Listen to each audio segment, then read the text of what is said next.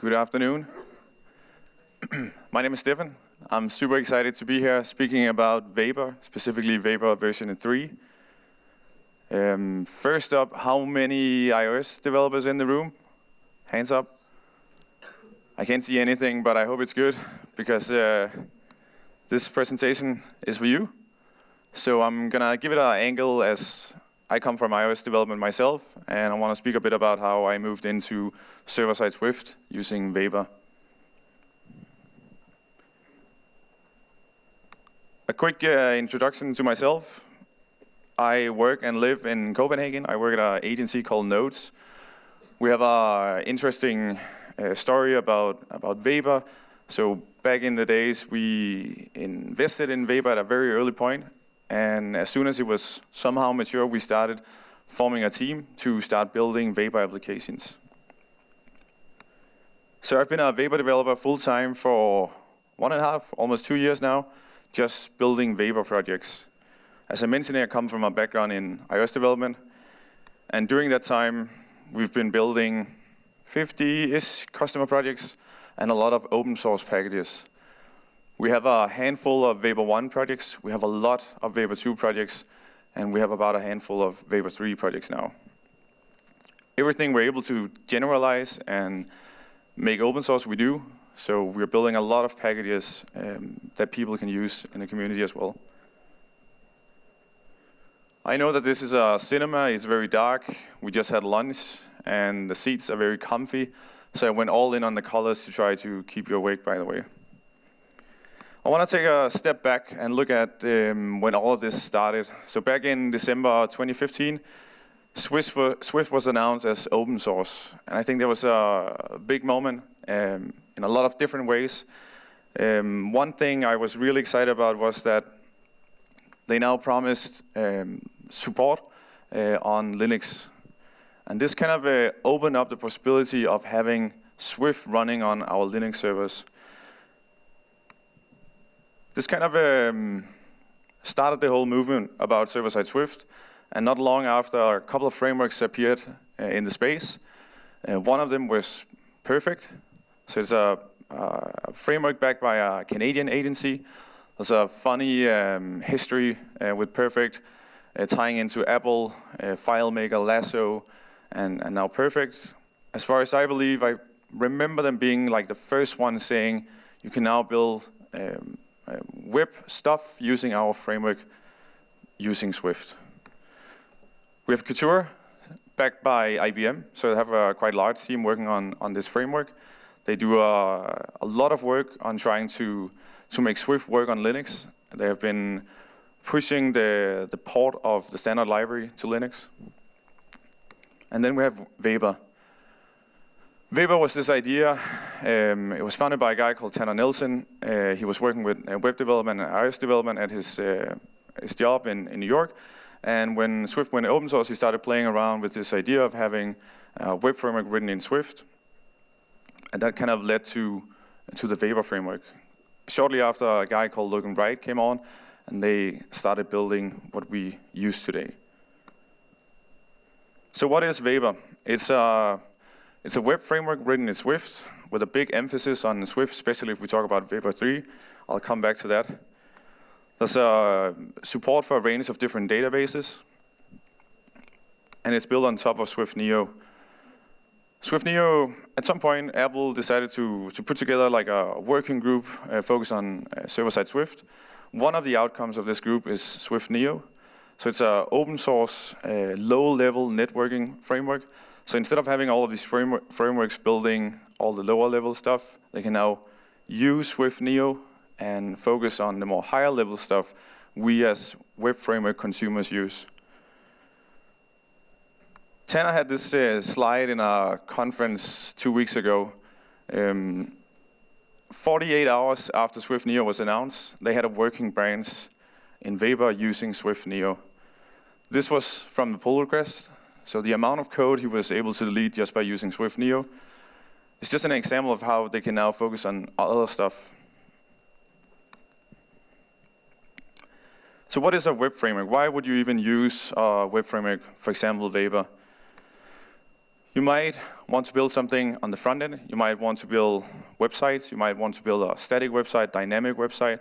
So either you're serving a simple HTML file, maybe you want to pass in some dynamic data and build a dynamic website. You can also use it on the back end, so you can build an API. And if we talk about the API, you could use that for single-page application, Vue.js or React. You could use it for an iOS application. You could use it for an Android application. Weber has gone through multiple iterations over the years. So I mentioned December 2015, and shortly after the first release came out, and now we're at major version 3. So that's happened a lot throughout the couple of years, I would say. If we compare to some of the other frameworks, bigger languages, bigger, more battle-tested frameworks, I think we've come a long way in a short amount of time. And also, I respect that they actually, especially Weber 2 to Weber 3 was a complete rewrite. They went from a more synchronous framework to now being an asynchronous framework. And I respect that they take the liberty to actually rewrite and make it better. If there's anyone who has worked with Weber 2 in here? 1, 2, a couple more, I think. So if you're coming from Weber 2 into Weber 3, here's a couple of significant changes as I see it. First up, we have configs. So instead of messing around with JSON files, error-prone strings, we now have proper Swift type when you want to configure your types in Swift. There's Codable everywhere, so way less boilerplate. You can now make Codable do a lot of work for you. And as I mentioned, instead of being synchronous, it's now asynchronous, and that changes a lot on how you structure your code. Let's focus on Weber 3. This is how you would build a small Weber application, taken from the Weber website right now. So we have this application type, which kind of this guard-like type that binds everything together. We can pull out a router from that type. We can register a route, and we just run our application. Very simple. A couple of reasons for why you would choose a web framework written in Swift. So not specifically Weber, but just Swift in general. Why would you choose a server-side Swift framework? The language, so the Swift language, I like a lot. In terms of where I come from, working at Nodes, we've seen a significant decrease in errors. So we used to use PHP on the back end. We saw a lot more runtime issues than we do now running Swift. It's fast. I think this is mentioned a lot when we talk about Swift and also server-side Swift. Chris Bailey had a couple of talks where he showed some measurements, some statistics. There was also a talk at a conference 2 weeks ago, actually from a Polish guy from Allegro, I believe, who showed that in their microservice setup, they replaced one of the services which was running Java, and they replaced it with Swift. And the increase in performance was impressive, really impressive. And when we talk about the service, we're actually paying for that performance. That's why it's becoming even more interesting. Tech awesomeness. Depending on how much you put into it, again, from a Nodes perspective, moving into the space, being at the forefront, being more cutting edge, has attracted a lot of talent to the company. That might be something you value as well. There's also the idea of potential synergies, because we're now using the same language across multiple platforms. I had a talk last week on this specific topic, and I think it's a very interesting one. Just want to spend one slide talking a bit about how you might be able to share code. Sharing code is just one example. It could also be sharing workload, sharing knowledge, but sharing code is often what you hear a lot. So let's have a look at what kind of code could you share between a backend running Swift and a front-end example, an iOS application running Swift. Models is the #1 example I hear a lot. I think it's a good candidate. Validation. I've seen people sharing regular expressions across multiple platforms because they want to save the round trip to the server and just do the front-end validation and give the error immediately. I think that makes a lot of sense, but it would be nice to be able to share the code instead of having to duplicate it. Business logic, you might have something advanced business logic that's very specific for your project. Makes sense to try and share that as well. But there's a lot more candidates. You can even go all in and just write the entire client for the iOS application. So the different endpoints, different environments, all of that becomes hidden in the iOS application. So why would you choose Weber? So we talked about Swift. Let's talk about Weber. Why would you choose Weber compared to the other frameworks? Before I started working on Weber, I tried out all the different frameworks, and to me, Weber at that point just felt like the right fit. I think the APIs are great. I think it felt like home for me. There's a big emphasis from Weber's side on doing stuff in a Swift way. So they want to write everything in Swift and rely less on underlying C libraries. I think the community is a really big plus if we talk about Weber compared to the other ones. If you go on to Discord, it used to be Slack, now it's Discord. If you go on there and say you're new and asking questions, there will be a lot of people trying to help you out. I think the ecosystem is growing. There's more people writing packages, tools, and so on. I'll let you decide how important this is, but if you look at GitHub stars, it's a framework with the most stars, and it's the framework which receives the most stars for each day. Of course, there's also some downsides. Everything is new. So compared to other languages, compared to other frameworks, everything is new still, I would say. So it's a new language, it's a new combination of the language and the platform. The framework is new. Of course, there will be overhead. The tooling, I think the number one frustration I have in terms of tooling is stack traces. I want to be able to have more information when our server crashes, or if it's just throwing errors, basically. Foundation, we've come a long way. We rarely run into issues when using Foundation on Linux, but there are still some issues. The ecosystem, that was growing, but it's also, compared to other languages and other frameworks, of course it won't be as big as the other ones. From our point of view, from Node side, in the beginning when we started this Weber journey, every time we had to do something, we had to build it ourselves. Today, we use a lot of packages from the community, and I feel like the community is working together on building all of this. It's also, at least I think so, it's kind of a unique situation where you're able to build the first thing, the first package that does pagination or that does error handling. You're able to build it yourself, and that's not often you get that chance. The resources, so again, in a couple of years we went through 3 major versions. So that means that the resources that gets written, so tutorials, blog posts, videos, and so on, they tend to get a bit outdated, and I think that's a downside as well. All right, so this talk is about Weber, and I promised that it will be like with an angle from an iOS developer's perspective. So let's talk a bit about how iOS development is not the same as Weber development. I've compiled a couple of examples, so this is from my experience coming into this space. It's not applying to all situations, it's more like common observations, I would say.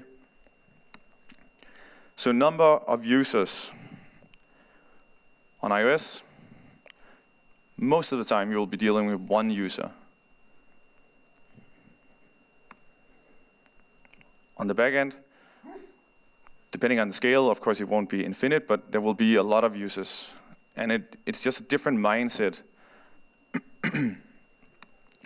Performance. So on iOS, It might be a bit controversial. Of course, we need to focus on performance, and of course, there's apps that's very performant. But I think the environment and the framework in which we work when we do iOS development is really good, and a lot of apps don't need to care too much about performance. When you go to the backend side of things, you really need to think about performance. If you spend too much time talking with a third-party API or pulling out stuff from the database, you can have the request timeout, and also the users or the consumers of your API don't want to wait. Also, as I mentioned, you pay for that performance. Platforms. On iOS, you can be working on these different platforms. On the back end, you will most likely be working on your Mac. That's what I see a lot. And then when you want to deploy it, you have to think about Linux. You might want to set up Docker or virtual machine or using a continuous integration that will build on Linux. Bug fixing. So there's a kind of an upper limit for how fast you can deploy or release a new version of your application on iOS. So usually what happens is that we kind of bundle stuff together, unless it's very critical and want to do something expedite review or something, but usually we kind of try to bundle it together and we try to have these release cycles. We also do that on the backend side of things, but the problem is that it's very easy to just fix it now and deploy it and everything is good. And it's just, again, a bit of a different mindset, I would say. User interfaces. You might be working with these things on iOS and going into the backend side of things. If you're not only building an API, you will most likely be working with HTML, CSS, JavaScript, and Leaf, which I will come back to. Next one was a bit mind-blowing to me coming into this. The Xcode project file. So on iOS, it can be a bit of a merge madness when you're working with multiple people on the same application. Coming into server-side Swift, most of the frameworks, they use the Swift package manager. So basically, you don't check in your Xcode project file. There's no configuration of the schemes or of the project. You basically rebuild the project file each time you want to run your application. Coming back to the number of users and how you deal with that, if we talk about state in an iOS application, and I'm not talking about design patterns and so on. I'm more thinking about if you want to keep track of the user that's currently logged in, you're free to do so. You can pass that reference around. You can use that information to display the user's profile picture and so on. It's a very different mindset when you go to the backend side of things. If you're building a RESTful API, part of that agreement or the principle is that you don't have state. You need to resolve everything based on the incoming request. Persistence. So on iOS, it's used. There's a lot of different ways of persisting data, and it is very common to use it. I would say, though, there's a difference. It's going to be way more central when you move to the backend. You need to worry about making database schemes. How do you do that in a flexible, performant way? You need to build advanced queries that, again, is very performant. You need to deal with migrations and so on. Architecture. There's a lot more patterns trending on iOS. Right now in the Vapor space, I would say. I'm not saying that these patterns are not possible on the backend or in Vapor, but right now, most of the people are just focusing on other stuff and just following MVC right now. So let's have a look at some code.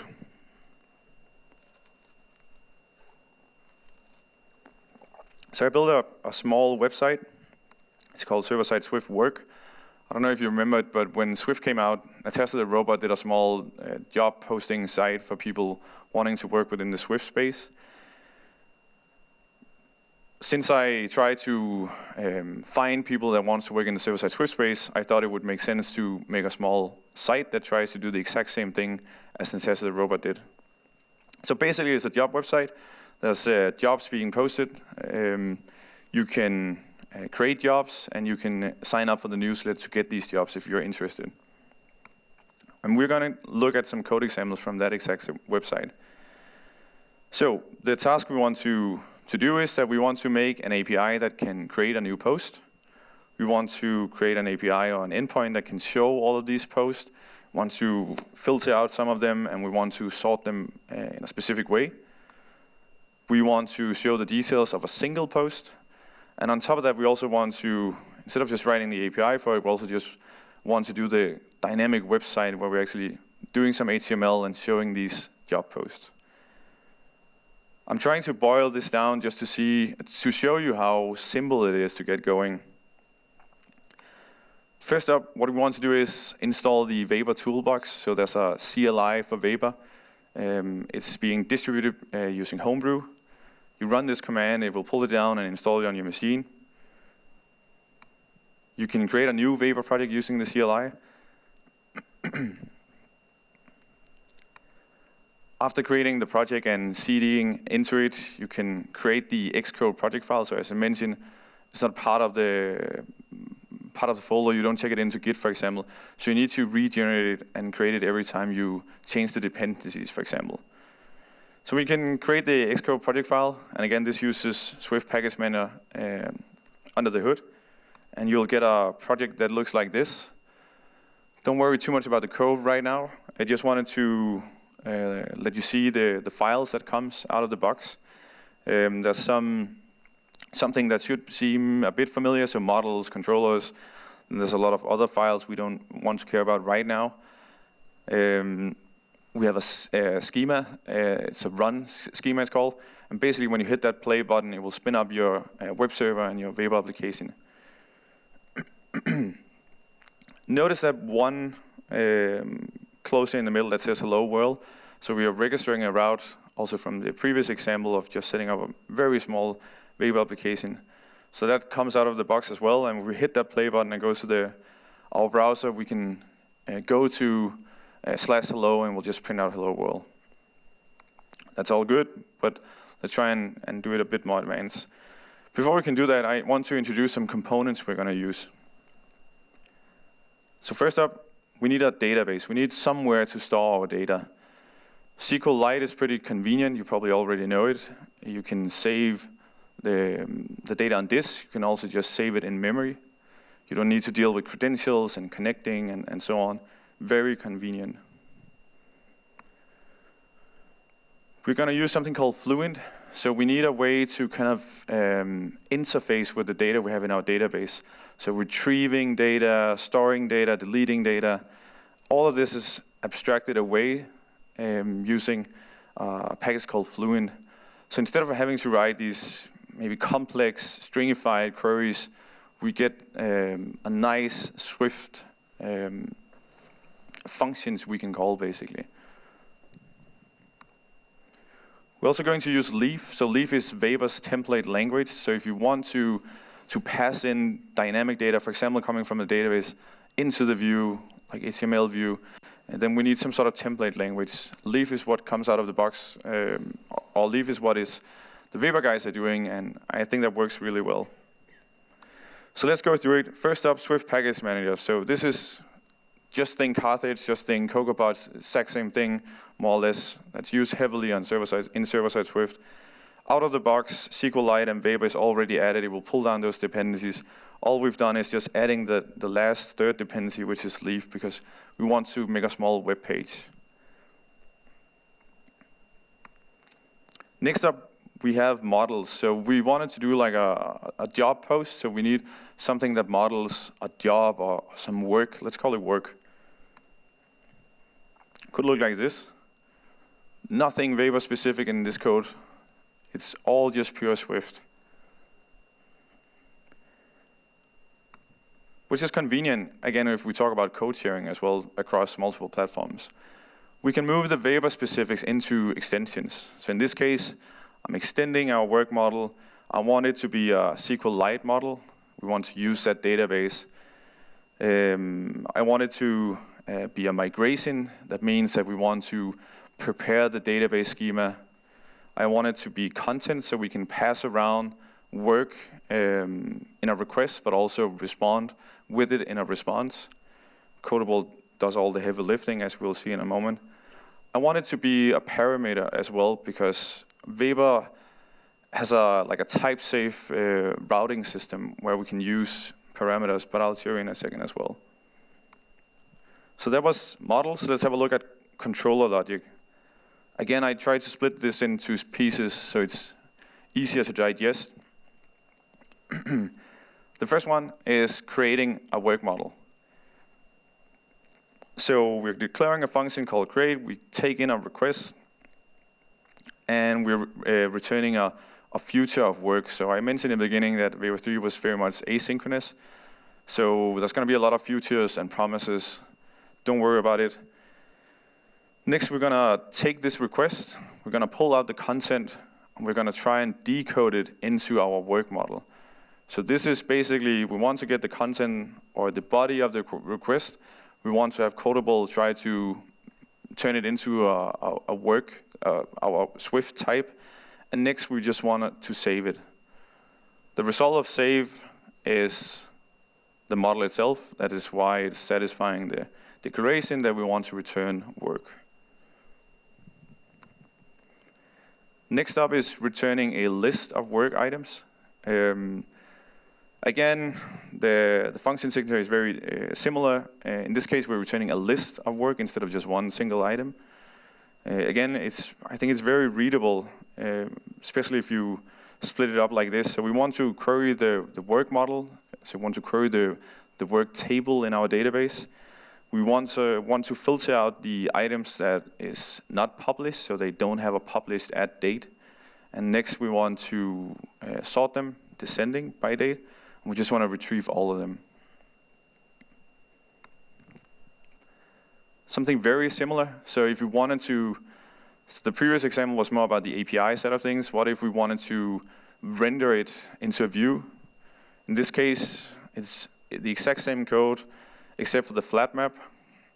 So basically, we're taking all of these items that comes at some point from the database, and then we want to use our view, whatever that is, we'll come back to that, and just render a leaf file or like a HTML page using those items coming from the database.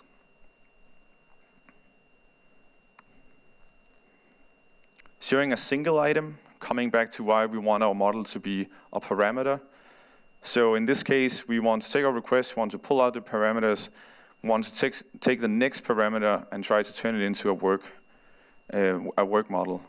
So in this case, it will try to pull out the parameter. It could be the ID of the work model, and we'll try to find that item in the database. So let's have a look at how you would make the HTML file or the leaf file. This is more or less HTML mixed with some leaf tags. So all the different hashtags you see on the code is coming from leaf, and they're called leaf tags. It's a way to kind of add some dynamic stuff to your web pages. In this case, we're passing in all the work items, we're looping through them, and we're printing them out to the screen.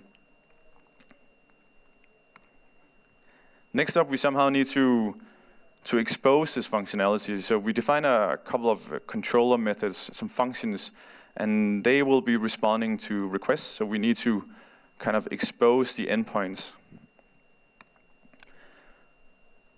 This is how you would do it. So we're creating an instance of our controller, which has all the different functions we went through before. We are taking a router that comes from Weber. We'll come back to that. And then we're registering all the different paths we want to respond to. So the first couple of ones are the API side of things. So we have two get endpoints, one for getting the list and one for getting the single item. And then we have a post endpoint for actually creating an item. And the last one is the web page we want to serve as well using Leaf. So the missing piece is how do we configure our application? There's a configure.swift when you roll out a new Weber application, and it kind of looks like this. And yes, that's way too much code for a slide, so let's try to split it into pieces. So there's some providers we want to register. Think of it as being libraries or packages, contained functionality we want to add to our Weber application. In this case, SQLite was set up automatically. Only thing I added was the leaf provider. So we want the leaf provider in order to do the dynamic web page. The last line basically just says that when I do request.view, as we saw in one of the controller functions, it should default to a leaf render. You might have other renders you could use as well. Testing comes to mind as well.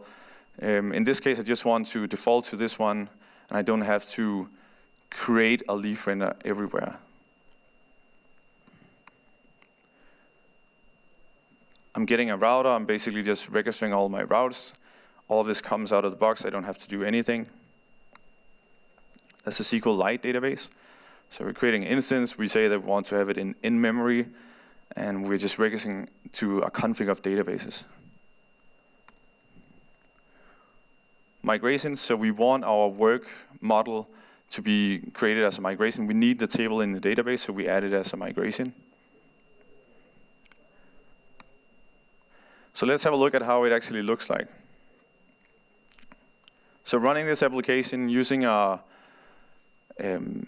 whatever tool you have to fire off requests. We can see in the first example we're trying to create a work item. So we're doing a post to the /API/work. We're passing in a JSON body, and we're getting a 200 OK back with basically the same keys and values, except that the ID has now been added because it's now in the database. Actually, an interesting thing is that I never define any JSON decoder or anything when we created the create functionality. That's all handled by Weber. That's the list. So I'm calling the same endpoint, but using a get method instead. And I'm now getting a list of work items. That's the specific item, so just adding / and the ID of the item I want to retrieve. I only get that item, and it's not a list anymore. I don't know if there's any designers in the room, because I guess I won't get any style points for this web page. But basically, that's the leaf file we looked at earlier.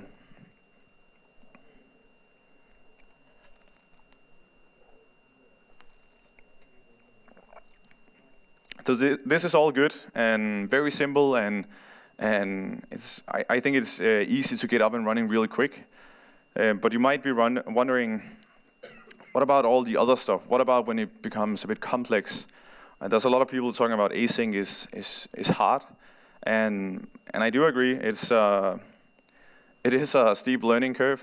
I think if we talk about iOS development, if you have some sort of experience with functional reactive programming, frameworks such as RxSwift, Reactive Swift, I've used Reactive Cocoa in the past a lot, and that helped me a lot coming into this.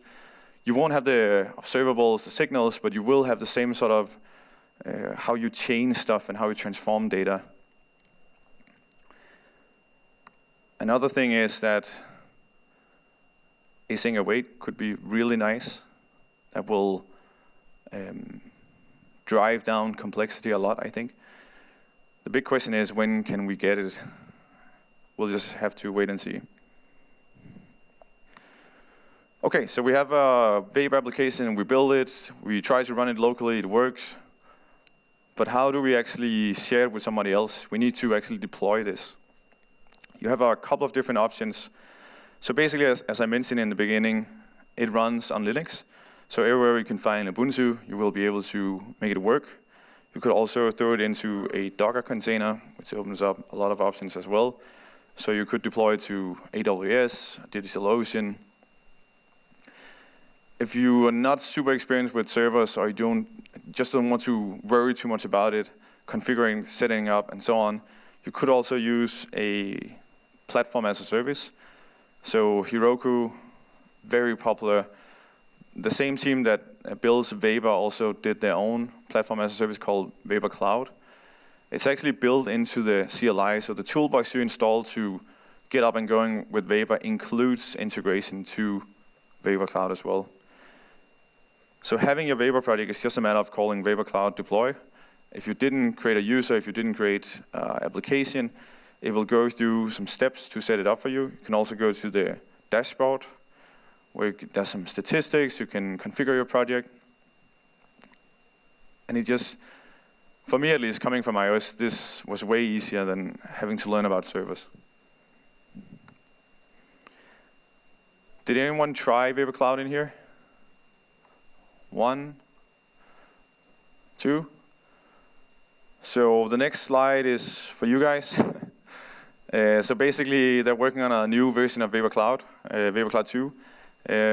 I've been really excited about this version. I've been waiting for quite some time. And I just wanted to highlight some of give you a small sneak peek of what's coming. So you will have multiple regions and multiple cloud providers. So instead of being logged into where the servers are currently placed in Vapor Cloud, you can now select yourself where you want to host your application in Europe, in US, and so on.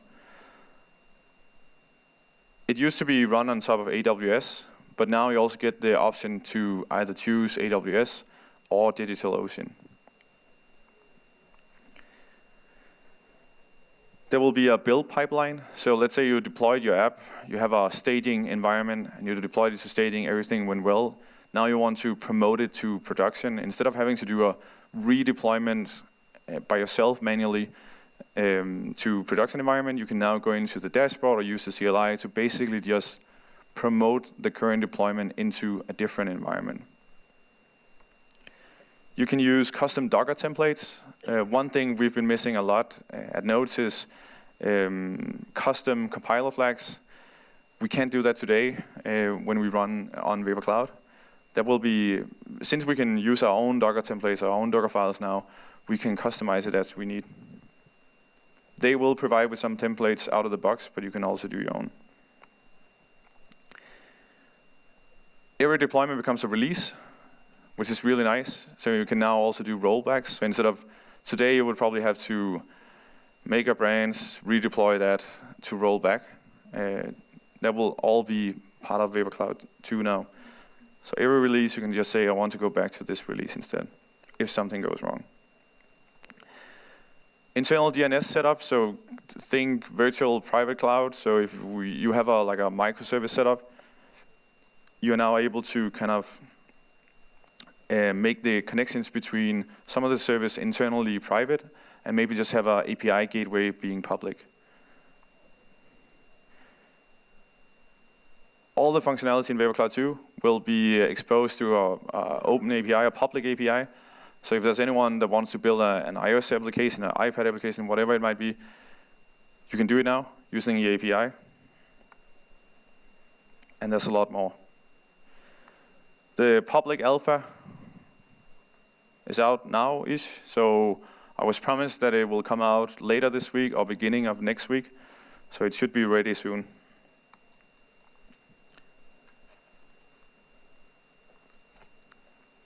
Some last resources I just want to share if you want to start working with Vapor. So there's the official documentation. There's the Discord channel. Again, so they moved from Slack into Discord. I highly suggest that you go into there. Don't be shy, just ask questions. There's a lot of people wanting to help. Tim Condon has done a great job talking about Vapor as well. He has a couple of different talks on the subject, and I encourage you to watch that. If you're interested in working within this space, there's the website I talked about. All the source code is online as well, open source. That's the server-side Swift conference I helped organize.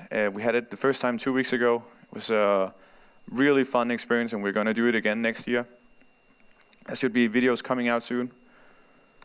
There's the newly released Vapor book from Ray Wenderlich. So basically it's the whole Vapor team together with Tim Condon, which I mentioned before, who did this book. I think Paul Hudson also did a really good job on writing on this subject. This is a quick photo from the conference I talked about, server-side Swift. We had all the different big frameworks I mentioned represented. We have the Swift Neo guys at the conference. And if you're interested in this space, I would encourage you to watch the videos. And that was it. Thank you.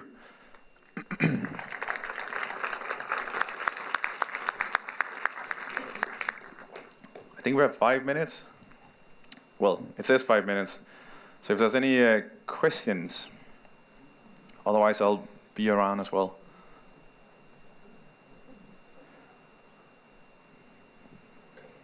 I can't see anything, so I trust the microphone.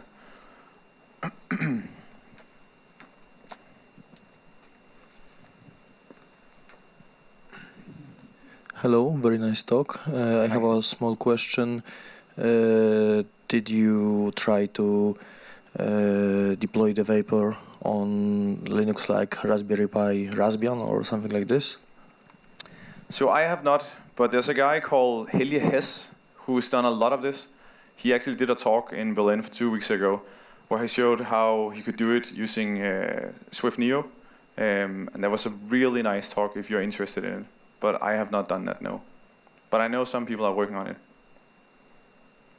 So it does work, or it is in the development state?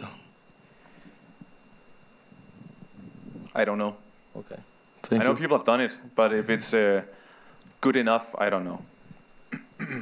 To me, it seems like it's more experimental right now, to be honest. Hi, I would like to know how you're gonna manage the continuous integration of migrations. I do know how Vapor is handling that, but I mean, usually it's a really big problem on backends when you create your models and then you find yourself with like, I don't know, oops, I needed some different kind of type of this parameter, and I find myself with tons of problems with the migrations and how to handle that. So how Vapor is gonna handle with this kind of problems? Right, so in the extension I showed on the work model, I made it conform to migration. And if I don't do anything, then it will be handled by Codable out of the box. If I wanted to control it more, for example, let's say I wanted to add indexes, I wanted to add foreign keys, I wanted to do different types that comes out of the box with Codable, I could have overwritten some functions, for example, the prepare function that will kind of create the schema. I could also do the revert function myself, so how to actually revert this this migration. If you want to do changes afterwards, you can add migrations to that model. And again, you have all the control of doing the preparation and the migration. So the preparation and the revert of it. Thanks. So it leaves a lot of free to play with this kind of stuff. Some other, like, I don't know, I worked a lot with some Django with Python to make some backend and things like that, and you usually find yourself a little bit like blocked on this kind of stuff. So it's really cool to see that leaves a lot of freedom in this apartment. Yeah, definitely. To be honest, I mean, I haven't run into that many issues on all of our projects dealing with like rolling back and reverting. So yeah, so far so good. 1 minute, 30 seconds. Any last question?